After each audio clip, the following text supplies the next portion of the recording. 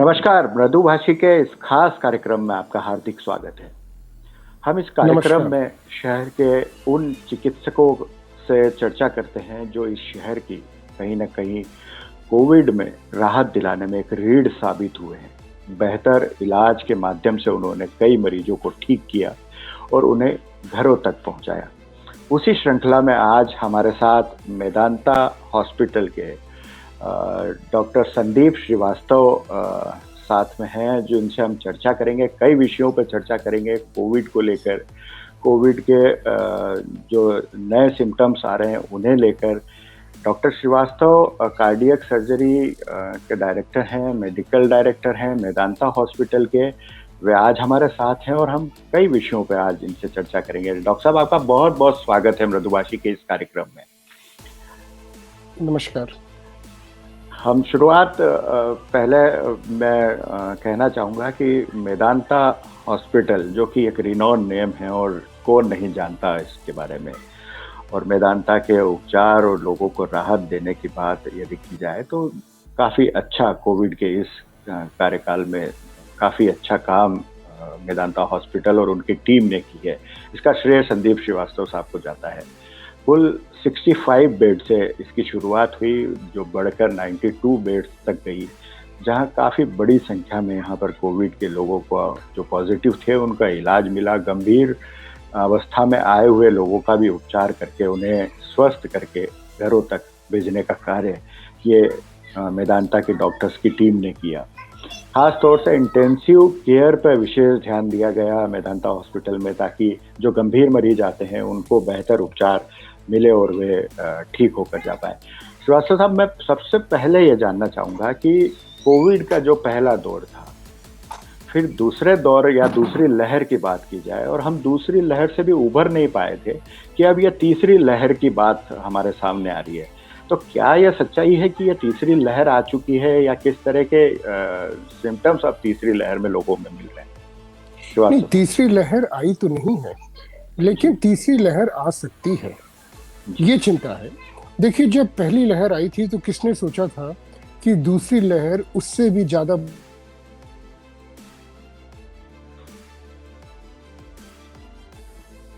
जैसे ही दूसरी लहर आई, लोग उससे हल्के में ले रहे थे शुरू में, और फिर ये बात समझ में आई कि अरे ये तो पहली लहर से भी ज्यादा संक्रमण हो रहा है, बहुत ज्यादा मरीज आए पिछले साल की तुलना में, और गंभीर मरीज जो कि 2-3 दिन के अंदर सीरियस हो गए, और अनफॉर्चुनेटली कुछ की मृत्यु भी हो गई। तो तीसरी लहर कैसी आएगी ये पता नहीं है। पहली लहर में हमने ये महसूस किया कि हॉस्पिटल्स की कितनी आवश्यकता है या कितनी आवश्यकता पड़ेगी, तो दूसरी लहर में ये महसूस किया कि दवाइयों की कमी भी हो सकती है, ऑक्सीजन की कमी हो सकती है, और ये चीज़ें कितनी महत्वपूर्ण हैं। ईश्वर न करे अगर तीसरी लहर आती है, और ईश्वर न करे इससे भी ज़्यादा भयानक आती है, तो शायद देश को ये पता चलेगा कि मेडिकल प्रोफेशनल्स और पैरामेडिकल्स की भी कमी हो सकती है, जिसके बारे में शायद इस समय चर्चा नहीं हो रही। सेकेंड लेयर में भी हमने देखा भी था ये। हाँ, नहीं, पर इससे ज़्यादा भी हो सकती है। खासतौर से रूरल एरिया में अगर प्रॉब्लम बढ़े तो वहाँ पे doctor patient ratio, nurse patient ratio शहरों की तुलना में काफ़ी कम है, तो वो भी एक बहुत बड़ा चैलेंज बन सकता है, और इन सब चीज़ों के बारे में पहले से सोचना चाहिए, और मैं समझता हूँ लोग सोच भी रहे हैं, तो तैयारी तो होनी चाहिए तीसरी लहर। सेकंड, जी सर, खास तौर पे हम लोग देख रहे हैं कि सेकंड लेयर जो है वो फेफड़ों पर तो काफ़ी असर डाल ही रही है सर। बहुत जल्द दूसरे जो हार्ट है या दूसरी जो शरीर के अंग हैं उन पर भी काफ़ी प्रभाव पड़ रहा है। किस तरह के केसेस देखने को मिले हैं सर इस बार, की हार्ट पे कितना असर लोगों को देखने को मिला है, और कितना जल्दी रिकवर हो रहे थे लोग, और काफ़ी केसेस ऐसे भी देखे गए कि रिकवरी काफ़ी बेहतर हुई थी, लेकिन उसके बाद भी मोर्टेलिटी रेट काफ़ी हावी रहा है। नहीं, देखिए, कोविड में होता क्या है, कोविड एक तरह से छोटी छोटी ब्लड वेसल्स, खासतौर से फेफड़ों की ब्लड वेसल्स में क्लॉट बन जाता है, और ये क्लॉट बनने की वजह से जो ब्लड में ऑक्सीजन का जाना और ब्लड से कार्बन डाइऑक्साइड का निकलना, ये प्रभावित हो जाते हैं। लंग्स, हमारे फेफड़े, जो कि एकदम एक छोटे छोटे गुब्बारों की तरह बड़े सॉफ्ट होते हैं, वो इस वजह से हार्ड हो जाते हैं। कुछ हद तक लंग्स लिवर की तरह बनने लगते हैं, और जब वो फूलेंगे नहीं तो ऑक्सीजन जाएगी नहीं। और ये जो प्रॉब्लम है ये कुछ लोगों में इतनी गंभीर हो जाती है कि ऑक्सीजन, बाईपैप, वेंटिलेटर फिर कुछ भी काम नहीं करते और लोगों की मृत्यु हो जाती है।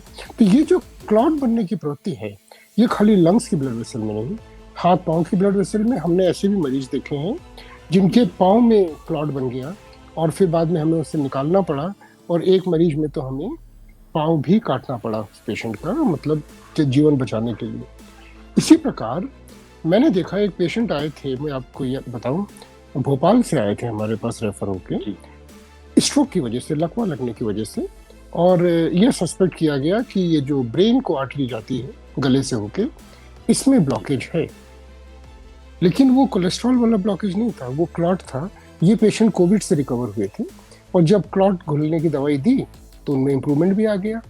तो इसी प्रकार कोविड के बाद और कोविड के दौरान हार्ट की आर्टरी भी इम्पॉर्टेंट है, और अगर उसमें जब क्लॉट बनता है तो वो हार्ट अटैक की तरह प्रेजेंट करते हैं। तो कोविड सिर्फ लंग्स की बीमारी नहीं है, ये एक जनरलाइज बीमारी है। हाँ, लंग्स सबसे पहले इफेक्ट होते हैं, सबसे ज़्यादा इफेक्ट होते हैं, सबसे ज़्यादा जानकारी भी हमें इस समय लंग्स के बारे में है। लेकिन कोविड को, एक वायरल इन्फेक्शन को, उसके पूरे स्पेक्ट्रम में देखना जरूरी है। बिल्कुल सर, क्या कम उम्र के लोगों में भी इस बार हार्ट की प्रॉब्लम ज़्यादा दिखाई दी है? यदि बात की जाए तो 20, 22, 25 साल की एज में भी कई लोगों में इस तरह की समस्याएं सामने आई। आप लोगों के पास किस तरह के केसेस आए? देखिए, अगर फर्स्ट वेव में देखा जाए तो ज़्यादातर मृत्यु उनकी हुई थी जिनकी एज 45 से ज़्यादा है, खासतौर से उनकी जिनकी एज काफ़ी ज़्यादा है या कोमॉर्बिडिटीज़ है, डायबिटीज़, किडनी फेलियर, कुछ और बीमारियां हैं, उनमें ही मृत्यु दर ज़्यादा थी और बाकी लोगों में रिकवरी काफ़ी अच्छी थी। इस बार जो हमने नोटिस किया हॉस्पिटल में कि जो पुरानी नॉलेज थी वो तो सही है कि जिनमें कोमॉर्बिडिटीज़ हैं, ज़्यादा एज है, वो जल्दी गंभीर हुए, मगर कुछ लोग कम उम्र में भी हमारे पास आए। मुझे याद है एक 26 साल का यंग लड़का, बड़ा दुख होता है देख के, इतना सीरियस लंग इन्वॉल्वमेंट कि वेंटिलेटर भी काम नहीं कर पा रहे थे। हमने उन्हें एक्मो पे रखा। एक्मो एक एक्स्ट्रा कॉर्पोरियल मेम्ब्रेन ऑक्सीजनेटर, मतलब ठीक उसी प्रकार जैसे हार्ट लंग मशीन होती है, आपने सुना होगा, बाईपास सर्जरी में प्रयोग करते हैं, वाल्व रिप्लेसमेंट में करते हैं, उसका एक छोटा रूप मान लीजिए एक्मो को, जिसको कई दिनों तक रखा जा सकता है। तो वीनोवीनस एक्मो लगा के हमने रखा, और बहुत प्रयास करने के बाद 3 हफ्ते तक एक्मो रखने के बाद भी इवेंचुअली उसके लंग्स में इम्प्रूवमेंट नहीं हुआ और उसकी मृत्यु हो गई। इसी प्रकार अभी भी एक 22 साल का युवक है जो एक्मो में है, फॉर्चुनेटली रिकवर कर रहा है, ईश्वर चाहेगा तो वो ठीक हो जाएगा। लेकिन इन यंग लोगों में इतना सीरियस फॉर्म कि वेंटिलेटर भी काम नहीं आए, चिंता में तो डालता है, और थोड़ा इमोशनली भी डेफिनेटली। बिल्कुल सर, केसेस कितने बढ़ रहे हैं सर? इस तरह के केसेस आप लोगों के पास कितने आ रहे हैं? बाकी अस्पतालों में भी यदि बात की जाए तो किस तरह का आप लोगों की चर्चा होती होगी? ज्यादातर मरीज वो हैं जो सीरियस मरीजों की बात कर रहा हूँ, क्योंकि देखिए हमने आईसीयू केयर पे बहुत ध्यान दिया। हमारे यहाँ मेदांता में सबसे जो सीरियस मरीज है कहीं भी इंदौर या मालवा रीजन में और आसपास, वो हमेशा उन्होंने आने की कोशिश की, क्योंकि उन्हें पता था कि यहाँ पे आईसीयू केयर बहुत अच्छी है। और जब हमने बढ़ा के 92 बेड भी कर दिए तो हमारे पास 25 क्रिटिकल केयर बेड थे कोविड के, जहाँ पे हर चीज इंक्लूडिंग एक्मो तक अवेलेबल था। तो हमने आईसीयू केयर पे बहुत ध्यान दिया। जो सीरियस मरीज हैं वो ज़्यादातर सीनियर सिटीजन्स, कोमॉर्बिडिटीज वाले। लेकिन मैं खुद बताऊं, मेरे अपने परिवार में मेरा एक कज़न भांजा था जो मेरे से उम्र में छोटा है, we lost him in COVID, हमारे ही हॉस्पिटल में, सारी केयर करने के बावजूद। इसी प्रकार ये 2 यंग लड़कों का मैंने आपको उदाहरण दिया, और भी कई हैं जो कि कम उम्र में काफ़ी गंभीर रूप में आए, कईयों को हम ठीक कर पाए। हमारी जो टीम है, हमारे जो फिजिशियंस हैं, पल्मोनोलॉजिस्ट हैं, इवन मैं यहाँ एक चीज़ बताना चाहूँगा कि देखिए जब महामारी आती है तो हर किसी को हाथ बटाना होता है। हमारी कार्डियक सर्जन भी हैं डॉक्टर शिप्रा, जो कि राधा स्वामी सत्संग में जो Devi Ahilya Covid care centre बनाया गया है उसकी इंचार्ज है। पेशे से हृदय शल्य चिकित्सक हैं, लेकिन आफ्टर ऑल एमबीबीएस डॉक्टर सभी होते हैं। और उन्होंने ये चैलेंज लिया कि चलो ये जिम्मेदारी हम लेते हैं, और नतीजा ये है कि आज देवी अहिल्या में जो मेदांता का सेक्शन है वो सबसे बिजी सेक्शन है, और वहाँ की केयर को सबसे ज़्यादा अप्रिशिएट किया जा रहा है। तो इवन मेडिकल कम्युनिटी से भी मेरा आह्वान है, और लोगों ने किया भी है, हर स्पेशलिटी के लोगों को आगे आके हाथ बटाना है। एक राहत की बात भी है सर कि जिस तरह से हम लोग कोविड के जो आंकड़े अभी प्रशासन द्वारा जो बुलेटिन जारी किया जाता है उसमें हम देख रहे हैं कि लगातार पिछले 10 दिनों की बात करें तो कोविड के जो पेशेंट है, जो पॉजिटिव मरीज है, वो घट रहे हैं। ये राहत की बात है।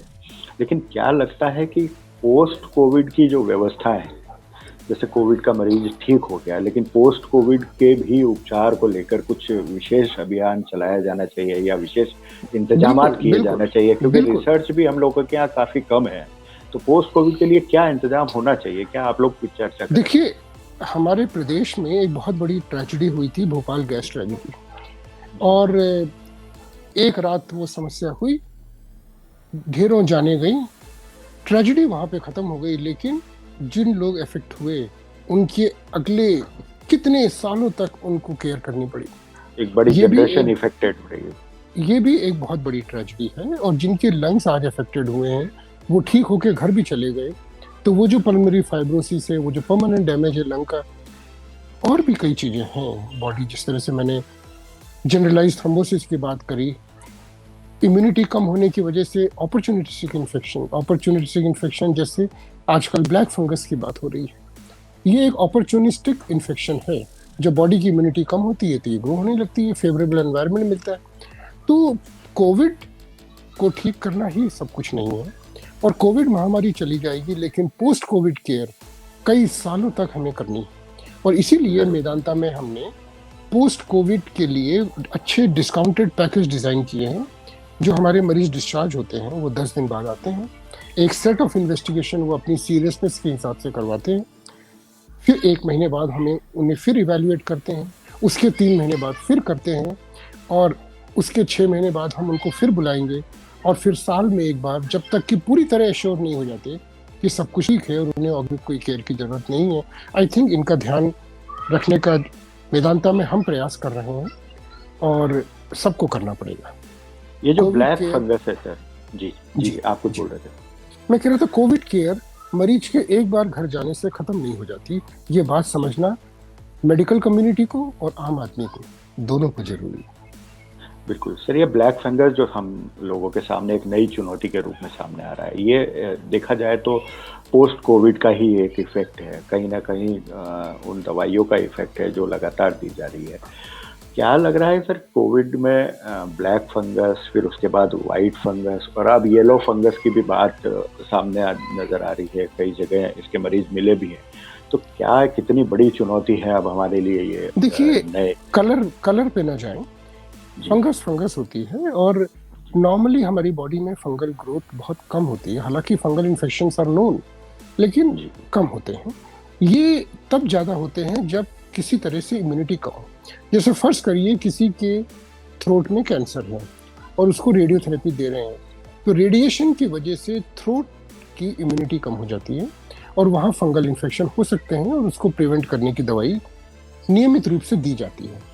इसी तरह जब किसी को बहुत दिन तक एंटीबायोटिक देते हैं तो उसमें अपॉर्चुनिस्टिक फंगल इन्फेक्शन होने का डर होता है। मैं कोविड की बात नहीं कर रहा हूँ, अदरवाइज भी तो फंगल प्रिवेंशन करना होता है। कोविड में क्या होता है, आपके ब्लड का, बॉडी का ऑक्सीजन लेवल कम हो गया, भाई यही तो होता है, और टेम्परेचर आपका हाई है, एक मॉइस्ट ह्यूमिड मास्क लगा के एक एनवायरनमेंट में आप रह रहे हैं, इम्यूनिटी आपकी कम हो गई क्योंकि एक बड़ी बीमारी से झेल रहे हैं। साथ ही ये जो कोविड की वजह से जो कॉम्प्लिकेशन हो रहे हैं, इससे लड़ने के लिए स्टेरॉइड देना पड़ रहा है, वो भी इम्यूनिटी कम करता है।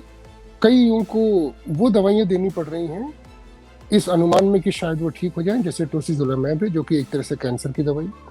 तो ये सब दवाइयाँ जब देनी पड़ रही हैं तो इनसे इम्यूनिटी तो कम हो गई, और जब इसका दूसरा प्रभाव क्या है, अपॉर्चुनिस्टिक फंगल इन्फेक्शन और ब्लैक फंगस के हम इतने केस देख रहे हैं, तो ये एक्सपेक्टेड है और इससे लड़ना पड़ेगा। इसके लिए दवाइयों का इंतजाम, जैसे मैंने कहा था, इस बार हमें ये पता लगा कि दवाइयाँ एक चैलेंज हो सकती हैं। इवन ब्लैक फंगस के लिए जो एम्फोटेरिसिन बी की ज़रूरत होती है, उसकी भी शॉर्टेज देखने में आई।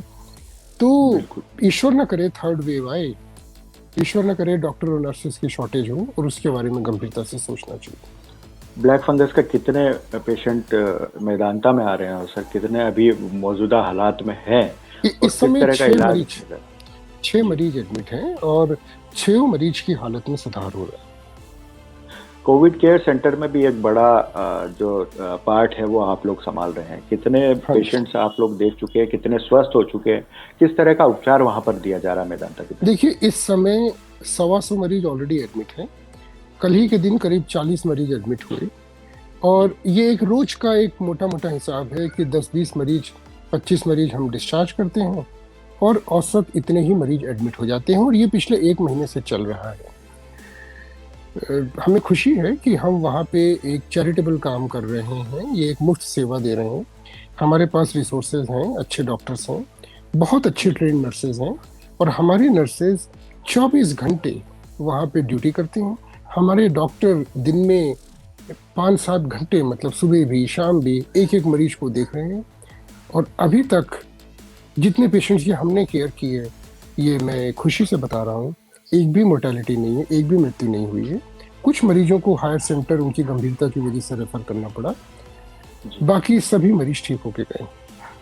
बहुत अच्छी बात है सर कि मरीज ठीक होकर अपने घरों तक जा रहे हैं, कोई मोर्टेलिटी नहीं है। आपकी टीम में हम लोगों ने पहले भी देखा कि आप अपनी टीम को मोटिवेट करते रहते हैं, चाहे स्पोर्ट्स एक्टिविटीज़ हो, चाहे आर्थिक रूप से हो, चाहे लोगों को मोटिवेट करने के लिए जो भी प्रयास किए जाने चाहिए वो कर रहे हैं। तो मेदांता में अभी चूंकि नेगेटिविटी सभी दूर है और डॉक्टरों में भी ज़रूर भय का एक वातावरण होगा, तो कैसे आप अपनी टीम को मोटिवेट कर रहे हैं, किस तरह से लोगों को उत्साह भर रहे हैं, किस तरह से आगे बढ़ा रहे हैं? पिछले वर्ष जब पहली लहर आई थी, तब भय ज़्यादा था, नॉलेज कम थी, क्योंकि नया वायरस था। अब तो फिर भी 1 साल से ऊपर पुराना हो गया है। ये नहीं कहते कि हम सब कुछ जानते हैं, मगर पिछले साल की तुलना में वी आर बेटर इन्फॉर्म्ड। तो डॉक्टर्स में भी, और जो हमारे टेक्नीशियंस हैं, नर्सेज हैं, उनमें भी डर पिछले वर्ष इस वर्ष से ज़्यादा था। इस लहर के time we were better prepared. इस बात से बेटर प्रिपेयर्ड, एक मेंटली जैसे होता है कि भाई लड़ेंगे, जो होगा करेंगे, डर के छुटना नहीं है, ये बात तो बिल्कुल तय थी। हाँ, ये जरूर है कि जो नर्स 8 घंटे या 12 घंटे लगातार पीपीई किट में काम कर रहा है, आसान नहीं होता। जिन लोगों ने कभी मास्क नहीं पहना हो और वो N95 4-6 घंटे भी पहने, तो उन्हें पता चलेगा कि कितनी तकलीफ होती है। और पूरी बॉडी पीपीई किट में डबल मास्क पहन के काम करना, विथ दोज ग्लव्स, क्योंकि मरीज के काफ़ी समीप जाके काम करना होता है, और जब वो करना होता है तो बहुत हैवी वायरल लोड आपके ऊपर आ सकता है। और आफ्टर ऑल इंसान ही है, कहीं ना कहीं कोई कितना भी ब्रेव बने, अंदर से डर तो लगता ही है। तो उनको प्रोत्साहित करना जरूरी था। तो हमने एक पॉलिसी लाई कि जितने नर्सेज हमारे कोविड एरिया में काम कर रहे हैं, उनको हमने एक्स्ट्रा अलाउंसेस दिए, एक फाइनेंशियल प्रोत्साहन दिया। उससे डेफिनेटली फर्क पड़ा। फिर हमने छोटी छोटी चीजें होती हैं, जैसे मैं हर चीज तो आपसे बयान नहीं कर सकता, पर एक उदाहरण दे रहा हूँ। अभी हमने ऑर्डर करके गुड़गांव में जितने नर्सेस, जितने टेक्नीशियंस, इंक्लूडिंग डॉक्टर्स जिन्होंने कोविड में काम किया है, उनके लिए हमने कुकीज का एक बहुत अच्छा ऑर्डर करके, स्पेशल ऑर्डर करके पैकेट्स पर मंगवाए थे, वहाँ से फ्लाइट से मंगवाए। और हमने उसमें ये इंश्योर किया कि हम उनको ये नहीं बोलेंगे कि आप अपना पैकेट ले लीजिए। मैनेजमेंट जाएगा और एक एक व्यक्ति को देगा कि थैंक यू वेरी मच, आपने बहुत मेहनत करी, और एक ही छोटा सा थैंक यू बोलने का हमारा तरीका। तो ऐसे कुछ कुछ हम करते रहते। हाँ, मतलब जस्ट टू टेल देम, उसकी हर चीज की वैल्यू मनी में नहीं है। सही बात। पर एक हॉस्पिटल का डायरेक्टर अगर जाके एक नर्स को बोलता है कि आई एम रियली थैंकफुल, आपने इतने पेशेंट्स के लिए किया, तो उसे अच्छा लगता है।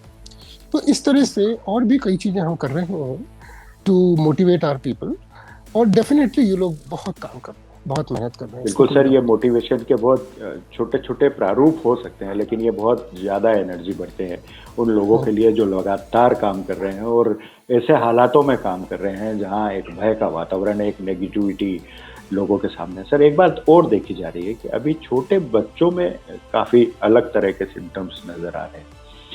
किस तरह के केसेस आप लोगों के पास अभी आए हैं बच्चों को लेकर, या गर्भवती महिलाओं में छोटे काफी इफेक्ट आ रहा है, तो क्या ये छोटे बच्चे अगला जो? जी। छोटे बच्चे हमारे यहाँ बहुत ज़्यादा नहीं आए हैं। हमारा एक्सपीरियंस बहुत लिमिटेड है। जो लोग ज़्यादा काम पीडियाट्रिक्स में कर रहे हैं, क्योंकि मेदांता में पीडियाट्रिक मेडिसिन स्पेशलिटी नहीं है, तो उसका एक्सपीरियंस हमने ज़्यादा नहीं लिया। लेकिन आई एम वेरी श्योर जो मैटरनिटी एंड चाइल्ड हेल्थ वाले हॉस्पिटल्स हैं वो जी। इस बारे में ज़्यादा प्रकाश डाल सकेंगे। हमने यंग लोग, सीनियर लोग, बहुत ओल्ड लोग और बहुत गंभीर अवस्था में आने वाले लोग, इनका हमें बहुत ज़्यादा अनुभव हुआ है इस दौरान। एक्मो थेरेपी या एक्मो सिस्टम जो आप बता रहे थे, वो किस तरह का सिस्टम है और वेदांता उसका क्या उपयोग कर रहा है और कितना फायदा लोगों को मिला है सर अब तक?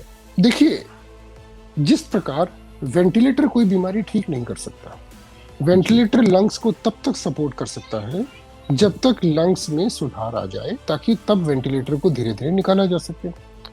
अगर वेंटिलेटर से भी काम नहीं चल रहा, लंग इतने खराब हो गए हैं कि 100% ऑक्सीजन फुल वेंटिलेटर पे भी जीवन नहीं चल रहा, तो एक टेक्नोलॉजी होती है जिसको बोलते हैं एक्मो। ये एक्मो हार्ट पेशेंट्स में भी यूज की जाती है, एक्मो लंग्स पेशेंट में भी यूज की जाती है, न सिर्फ कोविड में। फर्ज करिए ARDS का पेशेंट है, उसमें भी एक्मो लाइफ सेविंग होता है। तो जो लंग्स के लिए एक्मो यूज करते हैं उसको बोलते हैं वीनो वीनस एक्मो। मतलब थाई से एक कैनुला डालते हैं हार्ट तक, और जो अशुद्ध वीनस ब्लड है उसको बाहर निकालते हैं, एक आर्टिफिशियल ऑक्सीजनेटर से उसको उसमें ऑक्सीजन बढ़ा के ऑक्सीजनेट करके, और नेक की वेन से उसको फिर बॉडी के अंदर डाल देते हैं। तो लंग्स क्या करते हैं? ब्लड को ऑक्सीजनेट करते हैं। यहाँ पे हम आर्टिफिशियल ऑक्सीजनेट करके ये इंश्योर करते हैं कि बॉडी में ऑक्सीजन बराबर रहे, कार्बन डाइऑक्साइड बराबर रहे, बाकी चीजें बराबर रहे, ताकि जो बॉडी के दूसरे ऑर्गन है जैसे लिवर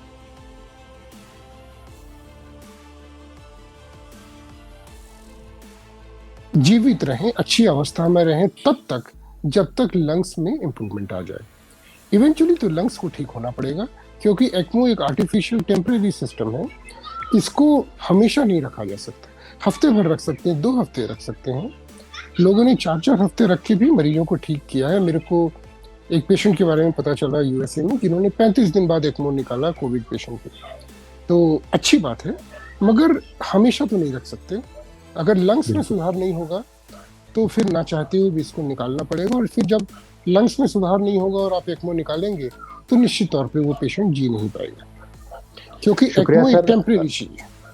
जी जी जी, आपको याद होगा, आपने अपना, हाँ बताइए सर। जी सर, आप कुछ बताइए। मैं एक याद आई अचानक कि जयललिता मैडम फेमस पॉलिटिशियन थी, उनको भी एक्मो में रखा गया था और अनफॉर्चुनेटली उनको बचाया नहीं जा सका।